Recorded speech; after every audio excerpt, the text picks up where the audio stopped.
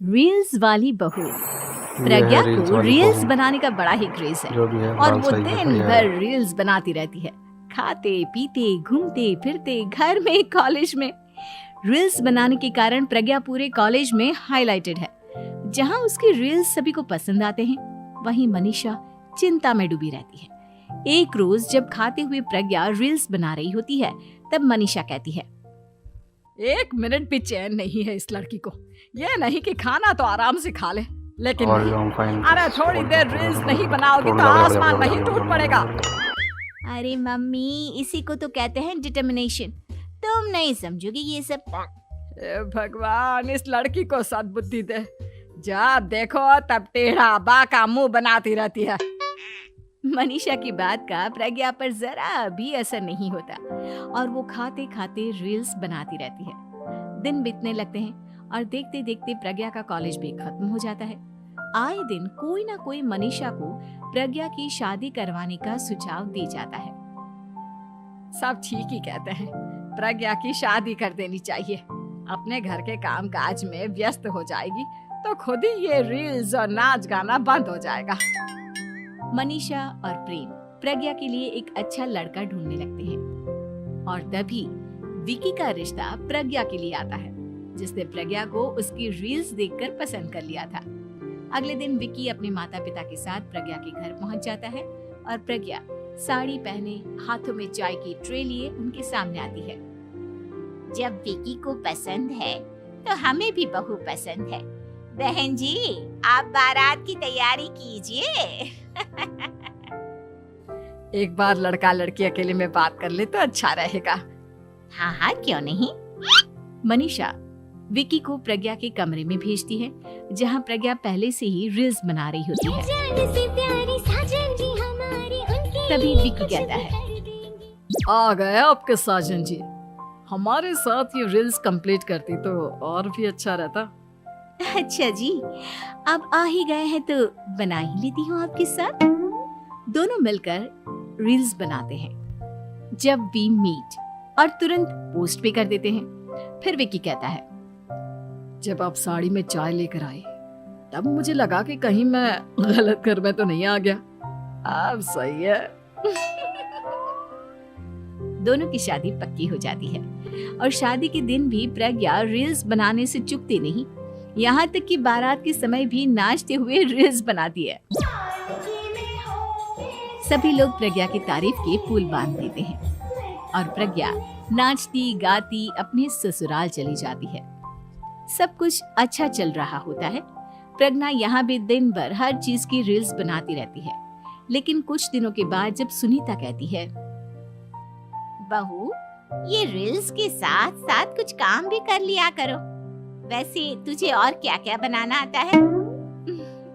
Mummy जी, वैसे तो सब कहते हैं कि मैं सब कुछ अच्छा बनाती हूँ, लेकिन मुझे लगता है कि मैं मैगी अच्छा बना लेती हूँ। हाँ, कॉफी भी अच्छा बना लेती हूँ और मुंह तो सबसे अच्छा बना लेती हूँ। हैं? अच्छा अच्छा। सुनीता अपना माथा पकड़ लेती है और कहती है, बहू, कुछ खाना बनाना भी सीख लेती। मम्मी जी, मैं लंबी प्लानिंग कर रही हूँ। जल्दी ही मैं इतनी फेमस हो जाऊंगी कि मुझे पैसे मिलने लगेंगे। हम दोनों सास बहू राज करेंगे, राज। नौकर काम करेंगे और लोगों की तो लाइन लगेगी हमसे मिलने के लिए। तेरा दिमाग खराब हो गया है क्या बहू? हंसी मजाक तक ठीक है, लेकिन इस तरह घर नहीं चलते। जितना जल्दी हो इस घर के तौर तरीकों को सीख लो। प्रज्ञा मुंह घुमाकर चली जाती है और तुरंत उसी वक्त एक रील बनाती है। ये देख सुनीता का गुस्सा 7वें आसमान पर चला जाता है और विकी के घर आती ही सुनीता उसे सब कुछ बताती है। विकी भी अब प्रज्ञा की इन हरकतों से परेशान हो जाता है। तुम टेंशन मत लो मम्मा, मैं देख लूंगा। विकी कमरे में जाता है तो देखता है कि प्रज्ञा रील्स बना रही है। विकी बड़े ही प्यार से प्रज्ञा से कहता है, प्रज्ञा, इन सब के लिए मैं तुम्हें मना नहीं कर रहा हूँ, लेकिन फिर भी हर वक्त तो ये अच्छा नहीं लगता ना। समझने की कोशिश करो, मुझे भी तुम्हारा थोड़ा वक्त चाहिए। मैं जब ऑफिस से आता हूँ तो मुझे समय देने की जगह इसी में लगी रहती हूँ। तुम ज्यादा ही सोच रहे हो। तुम भी मेरे साथ रील्स बनाओ ना, तुम्हें भी बहुत अच्छा लगेगा। तुम्हें इज्जत से कोई बात समझ में नहीं आती क्या? दिमाग खराब हो गया है तुम्हारा इस चकाचौंध से। अगर तुमने अपना रवैया नहीं बदला तो मैं तुमसे दूर चला जाऊंगा। तुम ही रिश्ता लेकर आए थे, मुझे लड़कों की कमी नहीं थी और ना आज है। विकी दरवाजा पटक कर चला जाता है। धीरे धीरे विकी प्रज्ञा से दूर होता जाता है। एक रोज मनीषा प्रज्ञा के ससुराल उससे मिलने जाती है। तब सुनीता उससे कहती है, बहन जी अब आई हैं तो कुछ दिन यहाँ रहकर जाइएगा, आप ही का घर है। हाँ मम्मी, बहुत दिन हो गए तुम्हारे साथ एक भी रील नहीं बनाई मैंने। प्रज्ञा तुरंत अपने फोन में रील्स ऑन कर लेती है। ये सब मुझसे नहीं होता। तेरा ये भूत अभी तक नहीं उतरा क्या? बहन जी आप कुछ कहती नहीं क्या इसे? जब आप ही कुछ नहीं कर पाई तो मैं कर ही क्या सकती हूँ, सास तो वैसी ही बदनाम है। शाम को घर की लाइट चली जाती है और मनीषा प्रज्ञा से कहती है, मेरे घुटनों में बहुत दर्द हो रहा है, तू लाइट का कुछ इंतजाम करना बेटा। अच्छा कैंडल जला देती हूँ मम्मा। प्रज्ञा गाते हुए कैंडल जलाती है और खिड़की के पर्दे के पास रख देती है। मनीषा जिसे बहुत दर्द हो रहा है वो सो जाती है और प्रज्ञा हमेशा की तरह अपने रील्स में लग जाती है।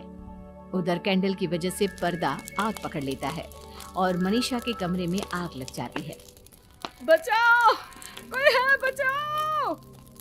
सभी भागते हैं और विकी कमरे की आग बुझाने में लग जाता है, लेकिन तब तक मनीषा आधी जल चुकी थी।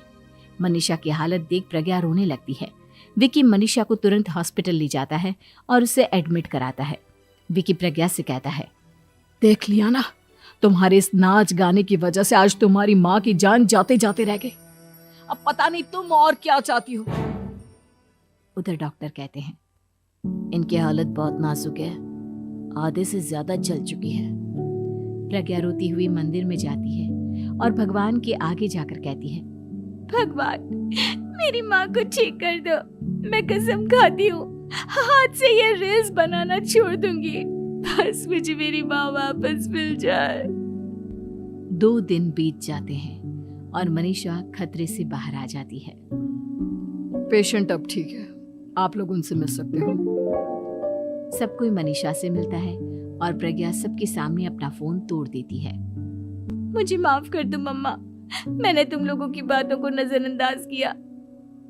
बेटा कोई भी चीज जरूरत से ज्यादा खराब है। मैंने तुम्हें रील्स बनाने से कभी मना नहीं किया, लेकिन हर वक्त एक ही चीज तो सही नहीं है। मैं समझ गई हूँ मम्मा, आई एम सॉरी। प्रज्ञा उस दिन से रील्स बनाना छोड़ देती है और पूरी तरह से अपने घर में लग जाती है।